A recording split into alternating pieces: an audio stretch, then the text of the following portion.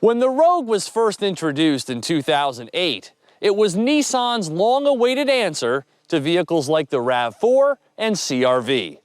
Now for its second act, the Rogue aims to elevate the class by going bigger and smarter.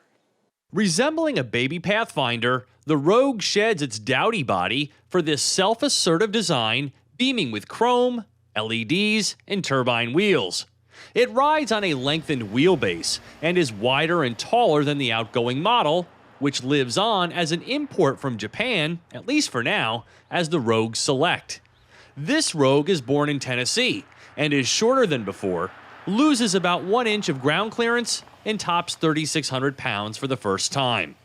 It's obvious Nissan engineers focused on 3 key areas of improvement: styling, flexibility, and fuel economy. The latter having been improved by about 15% with the aid of a next-generation continuously variable transmission and numerous aerodynamic tricks, including firsts such as this muffler spoiler. For lower trim models such as the S and SV, there's the optional family package, which gives you a third-row seat. The benefit of not having it, though, is this: the divide and hide cargo system that provides out-of-sight storage and a lower deck to handle taller items.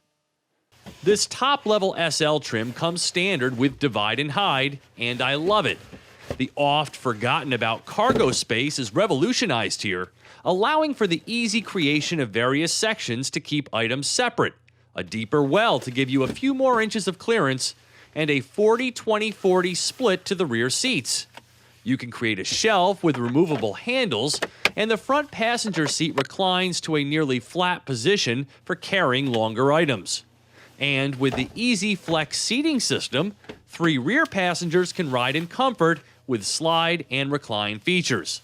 All told, Nissan has done what so many others ignore: emphasize the U in SUV.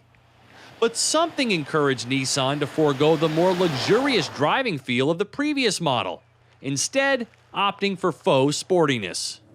My main problem with the Rogue lies in its brittle ride quality over rough surfaces. The powertrain is noisy and a bit unrefined, and though it's plenty powerful, it drives big and just doesn't feel as maneuverable as it used to.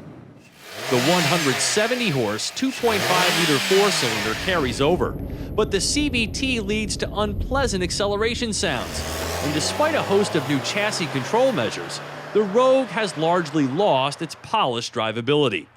Towing remains maxed at 1,000 pounds.